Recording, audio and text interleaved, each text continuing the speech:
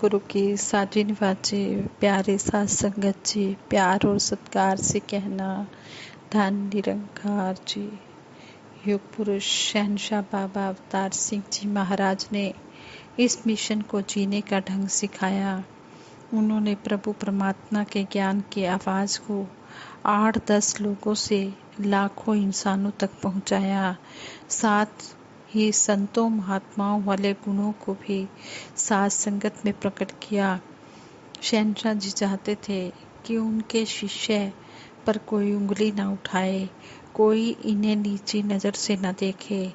इसलिए शहनशाह जी चाहते थे कि उनके शिष्यों में संतों वाले गुण हों, जहाँ भी वो बैठें अपनी महक फैला दें।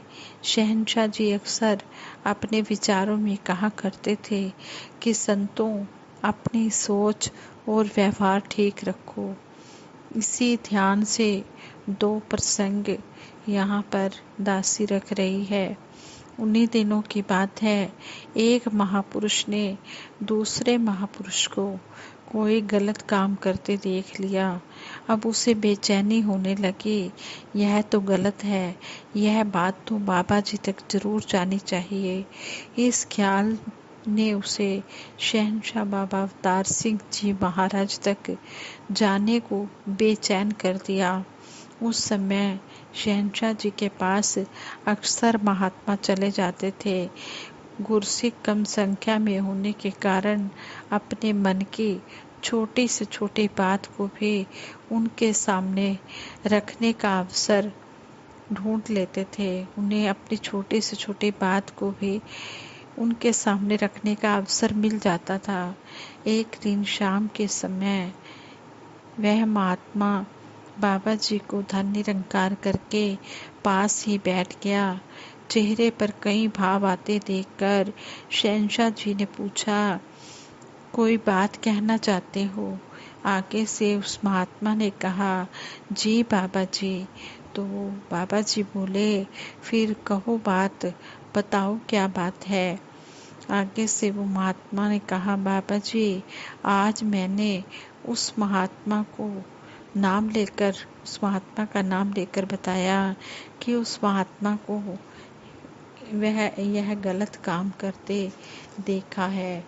तो आगे से बाबा जी यह बात सुनकर चुप ही रहे। फिर वो महात्मा दोबारा फिर कहने लगा, बाबा जी, मैं सच कह रहा हूँ, मैंने स्वयं उसे अपनी आंखों से देखा है। बाबा जी अब भी चुप थे। फिर आगे से फिर वो महात्मा तीसरी बार फिर कहने लगा, बाबा जी, आपको नहीं मालूम, वो ठीक नहीं है, मैंने स्वयं उसे देखा है। इससे पहले कि वो महात्मा कुछ और आगे कहता, बाबा जी ने कहा, तुम अपनी आंखें बंद नहीं कर सकते थे क्या उसे अनदेखा नहीं कर सकते थे? यह सुनकर वह महात्मा बहुत ही शर्मिंदा हो गया। बाबा जी ने कहा कि उन्हें सब पता है, लेकिन यदि मैं बुराइयां देखने लगूं तो कोई भगत यह प्रभु का ज्ञान पा ही ना सके।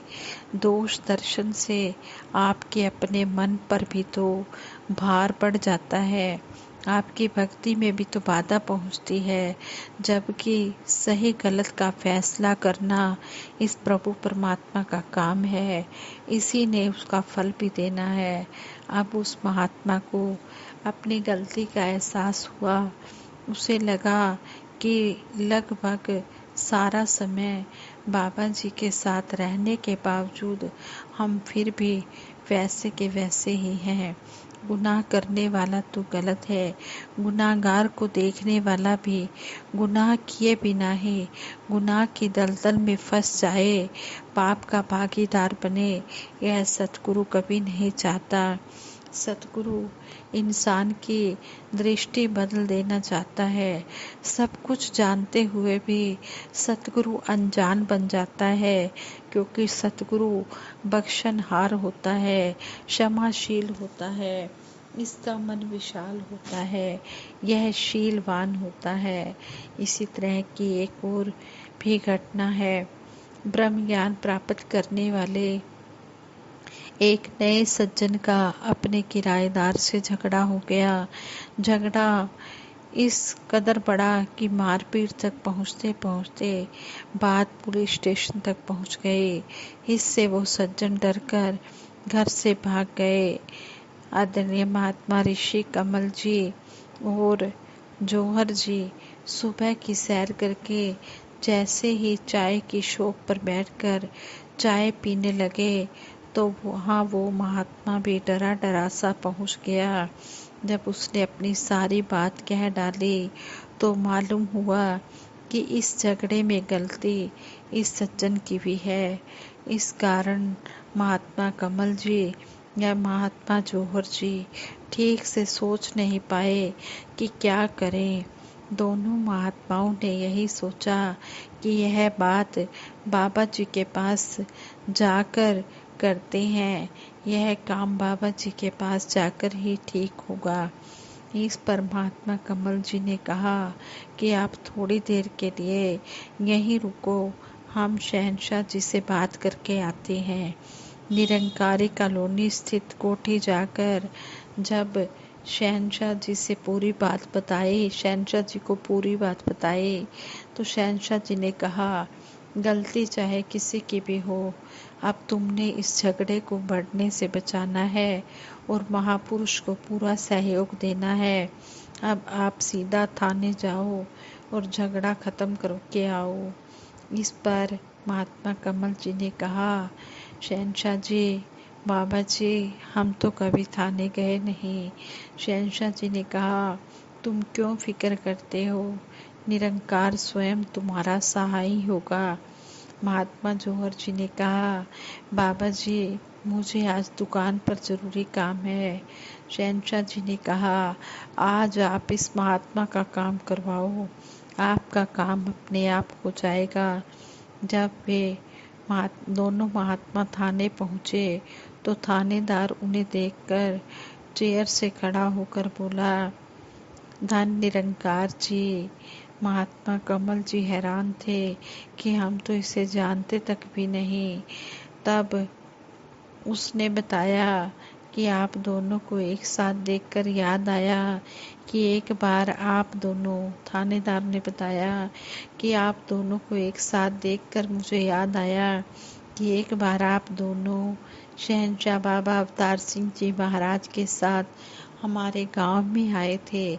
आप दोनों की दोस्ती से मैं बहुत इम्प्रेस हुआ था। महात्मा कमल जी ने पूछा आप उस गांव में नौकरी करते थे? आगे से थानेदार ने कहा जी हाँ, मैं वहाँ पुलिस चौकी में सिपाही था, लेकिन बाबा जी मुझे अक्सर थानेदार साहब कहकर बुलाते थे। यह सुनकर मुझे बहुत शर्म आती थी कि मैं एक छोटा सा मुलाजिम हूँ और बाबा जी मुझे इतनी बड़ी इज्जत से बुला रहे हैं।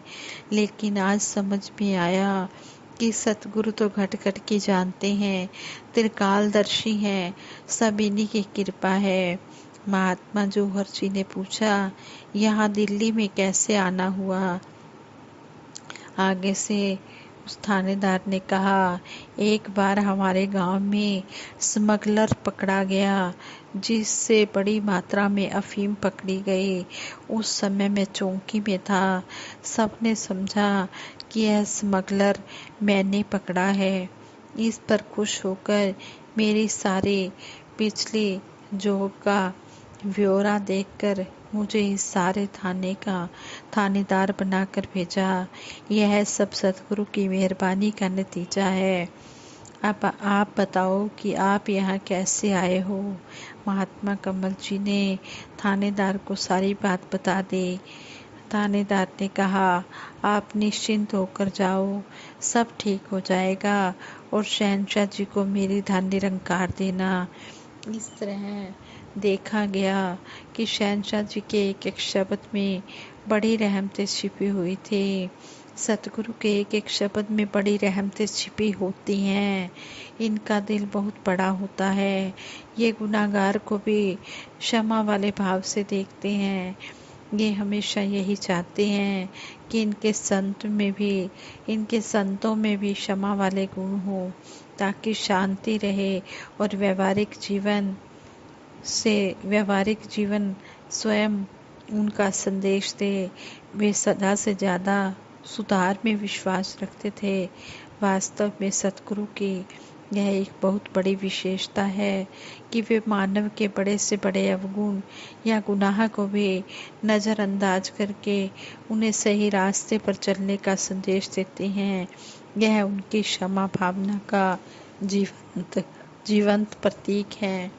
देखे ना अवगुण किसी के, गुणों के ग्राहक हम बने। इन घटनाओं द्वारा हमें यही सीखने को मिलता है कि सतगुरु कभी भी किसी के अवगुण नहीं देखते। इसी तरह हम भी कभी किसी के अवगुण न देखें, हमेशा गुणों के ही ग्राहक बने, गुणों को ही देखते चले जाएं और जितना भी हो सके हम हमेशा अपना कर्म, वाणी, व्यवहार हम सब सही रखें, अच्छे कर्म करते चले जाएं, मधुर वाणी का प्रयोग करें और अपना अच्छा व्यवहार करें। सभी के साथ हम प्यार से रहें, प्यार ही करते रहें, कभी भी कोई किसी से नफरत ना करें, प्यार के ही पुल बनाते चले जाएं। जैसे सतगुरु बाबा हरदेव सिंह जी महाराज हमें हमेशा यही समझाते रहे, नफरत की तोड़ दीवारें प्यार के पुल बनाते जाएं। इसी तरह हम इन बातों को सुनते सुनाते ही ना रह जाएं, इनको अपने जीवन में कर्म रूप में ढालकर अपने कर्मों द्वारा हम सबको दिखाएं कि हम सही मायनों में इस ज्ञान पर चल रहे हैं और फिर दूसरों को भी प्रेरणा देकर इस मिशन के साथ जोड़ें, ताकि सभी का यह जीवन सुंदर सुखमय बन जाए, सभी के लिए हर दिन मंगलमय हो, मंगलकारी हो, सुखकारी हो, हितकारी हो, किसी को किसी भी प्रकार की कोई कमी ना हो, सभी खुशियों से अपना यह जीवन यापन करें। सतगुरु के चरणों में रहकर सेवा सिमरन सत्संग करते चले जाएं। तन मन धन के सारे सुख दे सच्चा बादशाह सभी को, और सबके घर में खुशहाली हो, हर श्वास में हो सिमरन तेरा, यूं बीत जाए हम सबका जीवन। हे मेरे मालिक दीनदयाल, हम सबका जीवन आप जी के एहसास में बीते, हम इस सिमरन को हर श्वास में करते चले जाएं। यही अरदास है, यही कामना है, यही प्रार्थना है। ये विचार करते हुए दासी से बहुत सी गलतियां हुई होंगी, उन गलतियों के लिए आप जी क्षमा कर देना। सबके भले के लिए अरदास करते हुए दासी सिमरन कराएगी, सभी ने मिलकर सिमरन में साथ देना है। तू ही निरंकार मैं तेरी शरण हां, मैनू बख्श लो। तू ही निरंकार मैं तेरी शरण हां, मैनू बख्श लो। तू ही निरंकार मैं तेरी शरण हां, मैनू बख्श लो। बोलिए सतगुरु माता सुदीक्षा सविंदर हरदेव जी महाराज की जय। निरंकारी राजमाता गुरु वचन अवतार की जय।